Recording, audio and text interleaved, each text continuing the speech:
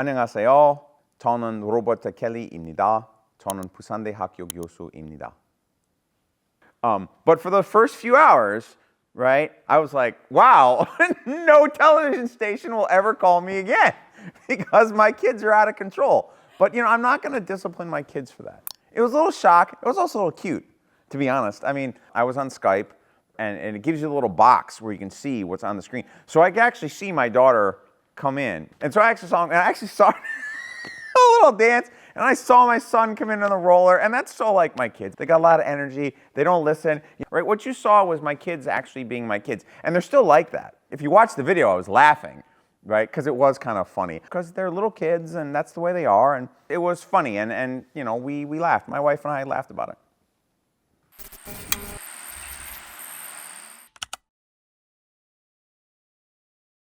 Probably. Donald Trump was very unique in his last presidency. He was very different than previous American presidents. He wanted the attention and the interests. Dictators and authoritarians, autocrats, people like Putin, Xi from China, and also Kim Jong-un. I think it's reasonable to expect that he will do the same thing. I think he will be more friendly to North Korea than to South Korea. So I think, yes, he will go on TV and say that Kim Jong-un is his friend and they're in love. Because he's basically the same person he was 5 or 6 years ago. I mean, if you listen to his speeches, he's not really any different. He hasn't grown or evolved or anything like that. Will he abandon South Korea? I think that's a more interesting question. That's a tricky one. I think the chances are 50-50. I think it's basically like a coin toss. Trump made it pretty clear when he's president the first time he didn't like South Korea. He complained about it a lot. He said at one point in an interview, he said that South Koreans were terrible people. He didn't like Moon Jae-in. Moon Jae-in didn't like him. I mean, the relationship was really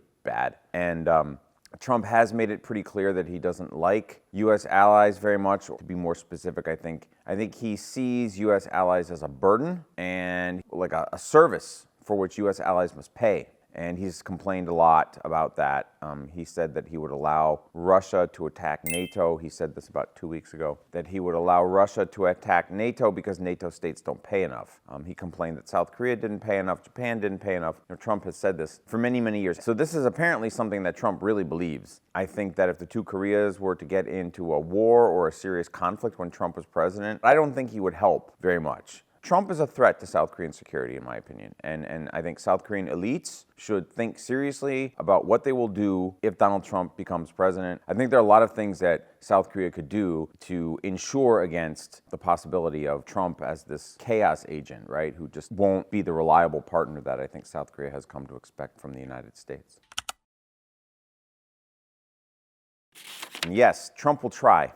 Trump tried last time to reduce U.S. forces in U.S. allies. It didn't work. There's a big debate about whether or not Donald Trump can do this without the approval of the U.S. Congress. I believe Congress passed some legislation a year ago saying that you can't actually remove troops from U.S. allies without Congress permission. So I think the question of whether or not Trump actually tries to take them out is maybe less important than whether or not Trump will actually help if a U.S. ally gets in trouble. I think that's the real concern. The actual withdrawal of U.S. forces Korea. Nobody actually knows, right? We haven't actually ever done this before. But I think Trump would actually have to go and get permission from Congress, and Trump would meet a lot of bureaucratic resistance. That is to say that the State Department, the Defense Department, U.S. Congress, a lot of the American foreign policy community, if Trump were to push for that, he would collide with a lot of resistance in Washington, D.C. When he was president the first time, Trump just didn't have the energy to do that. I mean, Trump was not a particularly engaged president. He was, he was pretty lazy. He watched a lot of TV, tweeting all the time. We went and played golf. I think like 25% of the days of his presidency, he was in Florida,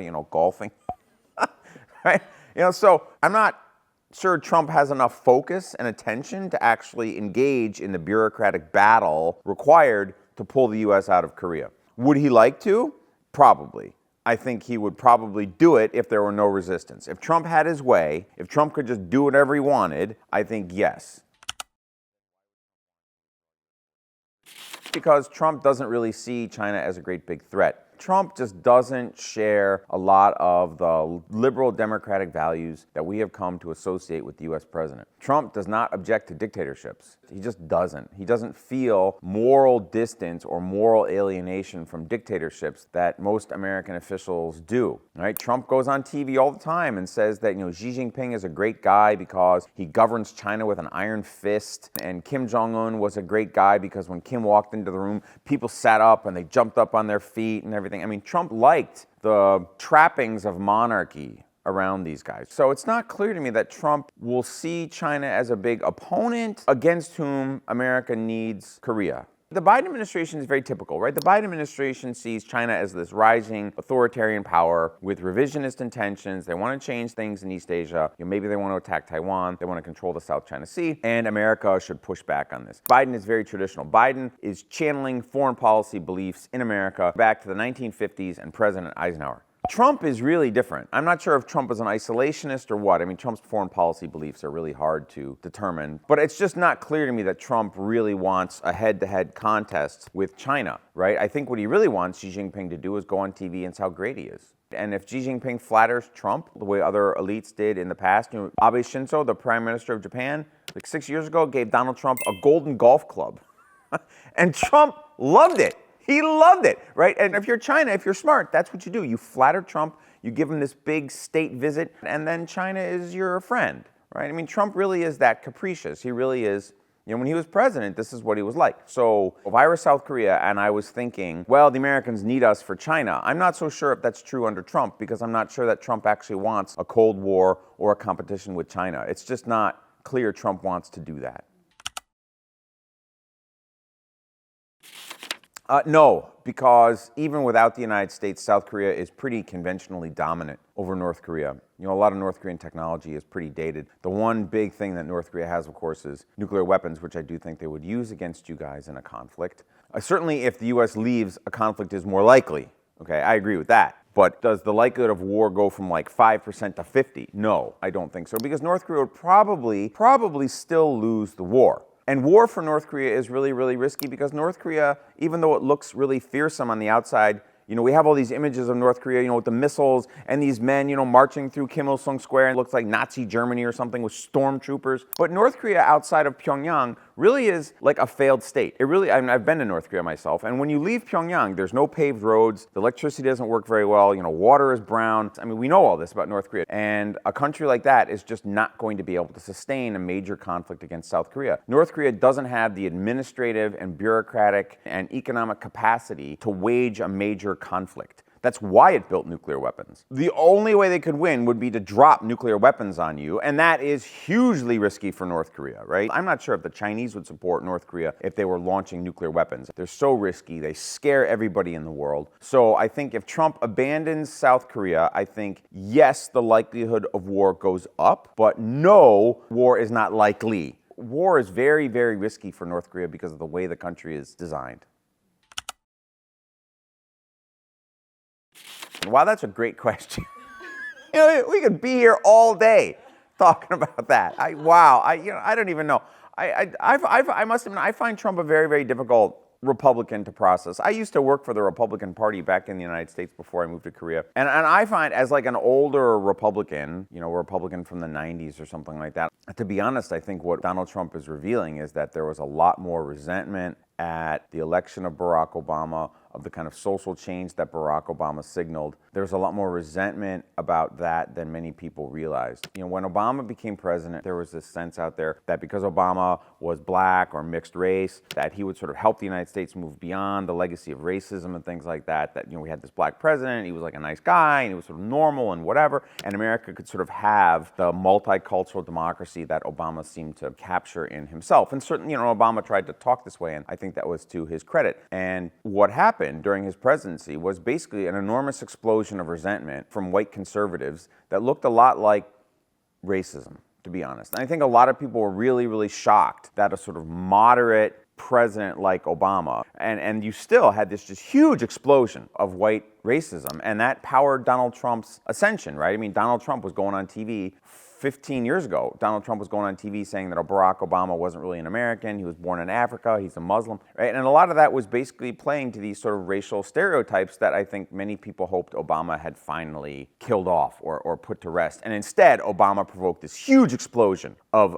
racism, and I think that's been a real shock. I have found that really shocking. I thought that we were kind of moving beyond that, and Trump's built his presidency on that, to be honest. He's really played to that, and I think that's why he gets so much attention, because in some ways Trump is bringing the country back to where it was in the 60s and 70s when race relations in the United States were really poor, and we were endlessly discussing it. And I think there had been this hope, especially after the Cold War, like in the 90s and 2000s, with Obama's election, that we're finally moving beyond that. The country was becoming a little bit more comfortable being multicultural, that white Americans were a little bit more comfortable with growing diversity in the country, with interracial marriage and these kinds of things. And Trump demonstrated that wasn't so. And it's a real shame, actually. It's bad for America, and it's really disappointing, because Obama, he channeled a sort of better vision where Americans got along better and race wasn't quite so relevant, right? And Trump is the opposite. Trump just pounds away, he just bangs away on America's racial fault lines. He really just emphasizes that a lot. He does a lot to set Americans against each other. It's remarkable. I mean, he's got this dark magic, he's got this dark skill to find what makes people unhappy, to find what humiliates people, and set them against each other with that. It's really remarkable. I mean, Trump should probably be on television, actually, right? Because that's what he really is. He's this consummate performer, and he's got a great nose for human weakness, right? He can really find where people are most weak, their desire for money or attention or women or whatever, right? And he's great at zeroing in on that and capturing that and using that to set people against each other. And it's really unhealthy for the country, right? And it's created this political movement inside the United States. About a third of Americans, they just love Donald Trump, right? They're a part of his movement. And it's really sort of disjuncted those people from the rest of the country. And that's why we worry. And those are the people who stormed the U.S. Congress building on January 6th, right? I mean, that's what we're really worried about, right? That we have this big fracture in the country, and Trump is widening that with his, racially and sexually loaded rhetoric. And it's a real shame, actually. If Donald Trump is convicted of one of the many criminal charges, so many, it's 91, I think, he currently faces, can he serve as president? Okay, this is a really good question, and I think nobody really knows. I'm not a lawyer, I'm a political scientist, so the very deep specifics of how some constitutional provision would be negotiated, I must admit I don't know. I will say this, that certainly my sense from reading about this is that no one actually knows. So the United States has had presidential candidates who were in prison. Okay, in the 1920s, there was a guy named Eugene Debs who was in jail, and I think he got 1 million votes. What we've never had is someone who was in jail and then got elected president. So if Donald Trump gets convicted in, say, October, and he would have to go to prison, but he won the election, I'm not sure anybody really knows what would happen. I mean, the closest we have in recent memory to anything like this is Richard Nixon's presidency. Because of Watergate, he probably would have wound up in jail if the trial had gone the whole way. And Nixon wisely avoided a huge constitutional crisis by resigning, and he just went home. He basically just left the White House and went home. And so the country was able to stop Watergate, and the country did not, in fact, actually put a president in jail, and the vice president became the president, right? I mean, Nixon turned away before things became really constitutionally weird. Trump won't do that. I actually wrote this a few times, saying the best thing Donald Trump could do would be to resign or retire and sort of go back to New York and make a lot of money and be on TV and whatever, because I think that's kind of what he wants to do. He wants to be on television. But he really wants to run for president, I guess, right? He just keeps coming back and back and back to this. And so your question is actually a really good one. I don't think it's really clear what would happen if you had a convicted felon who also got elected.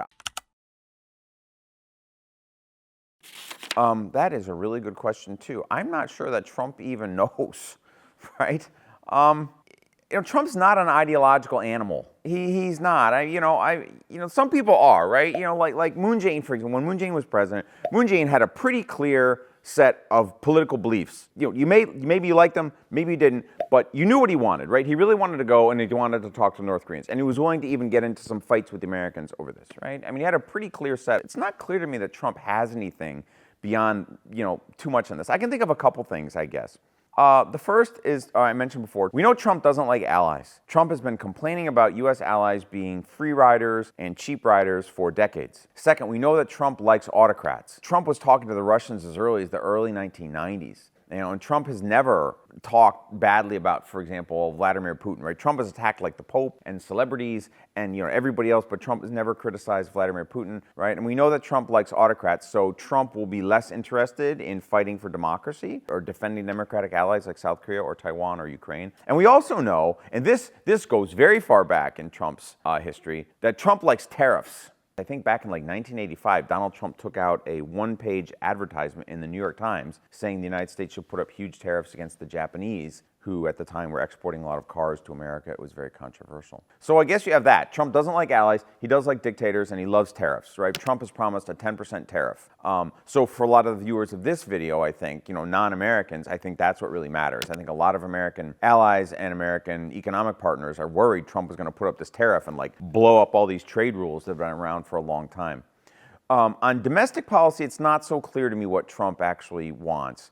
I think Trump will probably do what his political allies want him to do, which means that Trump doesn't want to go to jail. Trump doesn't want all these legal cases to get him in all kinds of trouble. So if his allies in the Congress and in the states tell him, we won't push very hard, we'll try to get our prosecutors off your back, but we want you to do X, Y, Z, I think that's what he'll do. I don't think Trump has any really deep beliefs. So for example, like abortion and in vitro fertilization and birth control, a lot of these issues around sexual and family health have become a big issue in the United States. Okay, I think a lot of Donald Trump's religious voters really care deeply about this stuff. I don't think Trump does. Trump's been married 3 times. He's had lots and lots of mistresses, including the porn star, and he's being investigated for that. I mean, Trump is just not a sexual moralist or a family man. He's just not. So on the big domestic issue right now, sort of abortion, which is probably one of the biggest domestic issues in the country at the moment, I just don't think Trump cares very much. So it's not really clear to me what he's going to do at home. But on foreign policy, I think it's a little bit clearer. That's all I prepared for today. If you enjoyed the content, please subscribe to the channel and like and set the notification. Thank you.